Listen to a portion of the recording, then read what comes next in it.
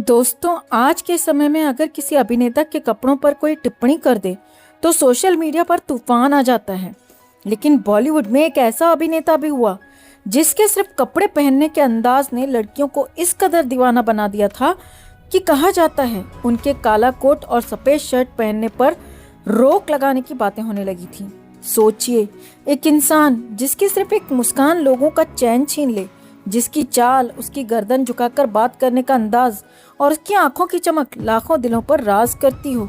लेकिन दोस्तों, जिस आदमी पर पूरी दुनिया फिदा थी, उसकी अपनी जिंदगी अधूरी मोहब्बतों, तन्हाई और संघर्ष से भरी हुई थी। आज हम बात करेंगे बॉलीवुड के एवरग्रीन हीरो देवानंद की, और यकीन मानिए इस कहानी में वो सब कुछ है जिसे सुनकर आपको लगेगा कि देवानंद सिर्फ अभिनेता नहीं थे, वो अपने आप में एक पूरा दौर थे। तो वीडियो को आखिर तक जरूर देखिएगा, क्योंकि आखिर में हम आपको देवानंद की जिंदगी का वो सच बताएंगे जिसे बहुत कम लोग जानते हैं। और अगर आपको ऐसी अनसुनी कहानियां पसंद आती हैं तो वीडियो को लाइक और शेयर जरूर कर दीजिए। सन 1923 पंजाब के गुरदासपुर में एक बच्चे का जन्म हुआ। नाम रखा गया धर्मदेव किशोरीमल आनंद। किसे पता था कि यही बच्चा आगे चलकर बॉलीवुड का सबसे स्टाइलिश और रोमांटिक सुपरस्टार बनेगा। लेकिन बचपन में देवानंद बिल्कुल अलग थे। वो इतने शर्मीले थे कि लड़कियों को देखते ही रास्ता बदल दिया करते थे। उनके पिता इस आदत से परेशान हो गए और फिर उन्होंने एक ऐसा फैसला लिया जिसने देवानंद की पूरी जिंदगी बदल दी। उन्होंने अपने बेटे का एडमिशन लड़कियों के स्कूल में करवा दिया। जी हाँ, वहीं से धीरे धीरे उनकी झिझक खत्म हुई और फिर वही लड़का जो लड़कियों से नजरें चुराता था, आगे चलकर करोड़ों लड़कियों का क्रश बन गया। लेकिन दोस्तों, स्टार बनने का सफर इतना आसान नहीं था। साल 1943 में देवानंद सपनों से भरी आंखों के साथ मुंबई पहुंचे। जेब में बहुत कम पैसे थे, रहने का कोई ठिकाना नहीं था और फिल्म इंडस्ट्री में कोई पहचान भी नहीं। रेलवे स्टेशन के पास एक छोटा सा कमरा, जहां वो दो और संघर्ष कर रहे लड़कों के साथ रहते थे। दिन गुजरते गए, पैसे खत्म होने लगे और भूख बढ़ने लगी। देवानंद ने अपनी ऑटोबायोग्राफी रोमांसिक विद लाइफ में लिखा था कि एक ऐसा समय आ गया था जब उन्हें समझ आ गया कि सिर्फ सपनों से मुंबई में जिंदा नहीं रहा जा सकता। फिर उन्हें मिलिट्री सेंसर ऑफिस में क्लर्क की नौकरी मिली। काम क्या था? सैनिकों की चिट्ठियां पढ़ना, और इसके बदले उन्हें मिलते थे सिर्फ 165 रुपए महीने।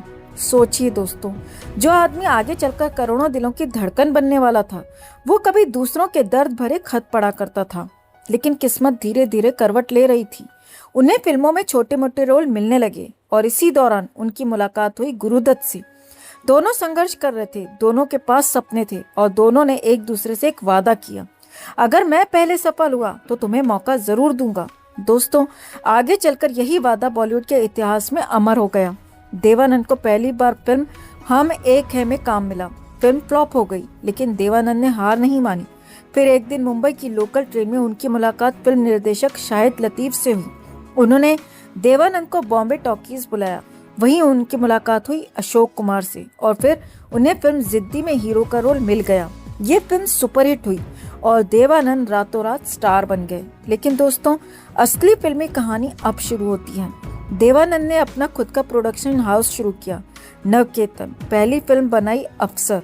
हीरो थे देवानंद और हीरोइन थी उस दौर की सबसे बड़ी स्टार सुरैया। लेकिन फिल्म फ्लॉप हो गई। कोई दूसरा होता तो टूट जाता, लेकिन देवानंद नहीं। उन्होंने फिर एक नई फिल्म बनाई, बाजी, और निर्देशन की जिम्मेदारी दी अपने दोस्त गुरुदत्त को। दोस्तों, यहीं से इतिहास बदल गया। फिल्म सुपरहिट हुई, देवानंद स्टार बन गए और गुरुदत्त को भी नई पहचान मिल गई। लेकिन इसी दौरान देवानंद की जिंदगी में मोहब्बत ने दस्तक दी। फिल्म अफसर की शूटिंग चल रही थी। एक सीन में नाव का इस्तेमाल होना था।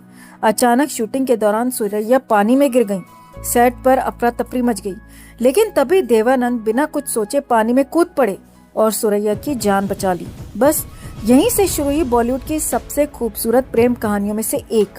दोनों एक दूसरे से बेइंतहा प्यार करने लगे। कहा जाता है कि सुरैया ने जिंदगी भर शादी नहीं की और देवानंद, उन्होंने मुस्कुराना नहीं छोड़ा, लेकिन अंदर से वो टूट चुके थे।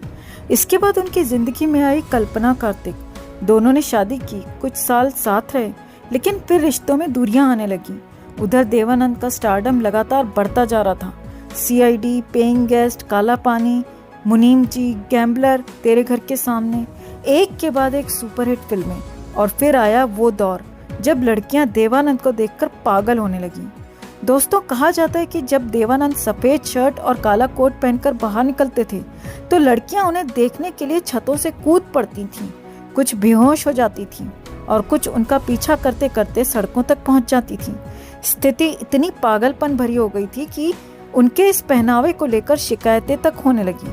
यही वजह है कि आज तक देवानंद के काले कोट वाला किस्सा बॉलीवुड की सबसे मशहूर कहानियों में गिना जाता है। लेकिन दोस्तों, देवानंद सिर्फ रोमांस के राजा नहीं थे, वो बेहद जिद्दी और बेखौफ इंसान भी थे। साल 1970 में उन्होंने निर्देशन में कदम रखा। पहली फिल्म प्रेम पुजारी थी जो सफल नहीं हो सकी, लेकिन इसके बाद आई हरे रामा हरे कृष्णा और इस फिल्म ने तहलका मचा दिया। यहीं से जीनत अमान भी रातों रात स्टार बन गई।